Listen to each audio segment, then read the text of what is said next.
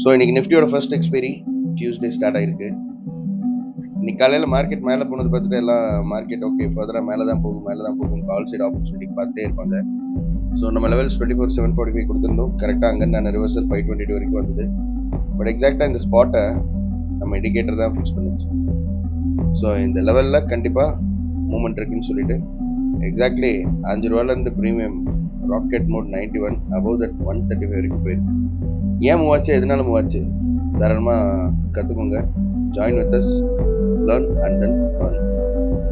இப்போது 3rd செப்டம்பருக்கான market prediction இன்னைக்கு எக்ஸாக்டாக பெயின் பாயிண்ட் லெவல்ஸ்லாம் சூப்பராக வேலை செஞ்சுச்சு. ஸோ நாளைக்கு என்ன நடக்கலன்னா 618 ரொம்ப குரூஷியலான ஜோன், ரைட்? இந்த லெவலுக்கு மேலே ஸ்டே ஆகிற பட்சத்தில் 713 வரைக்கும் போகலாம். அதுக்கு மேலே போச்சுன்னா இந்த டார்கெட் இங்கே மார்க்கெட் ஸ்டக் ஆயிடும். அதே மாதிரி கீழே வந்தால் 530 to 522 ரொம்ப குரூஷியல், 482மே ரொம்ப குரூஷியல் தான்.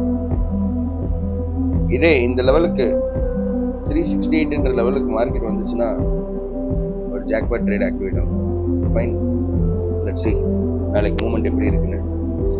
இன்கேஸ் இந்த சினாரியோ இல்லாமல் சேஃபராக நாளைக்கு மார்க்கெட் இந்த லெவலுக்கு கீழே ஒரு கேப் டவுனோ இல்லை இந்த லெவலுக்கு மேலே ஒரு கேப் அப்போ ஆச்சுன்னா மார்க்கெட் நல்ல மூமெண்ட் இருக்கும்.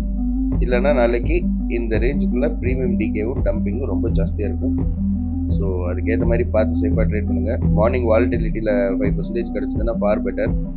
இன்கேஸ் அதை மிஸ் பண்ணிட்டோன்னா அதுக்கப்புறம் எடுக்கிற ட்ரேட்ஸில் ட்ரை டு ஃபோக்கஸ் 3%. நாளைக்கு பெரிய மூமெண்ட் கிடைக்கிறது கஷ்டம்.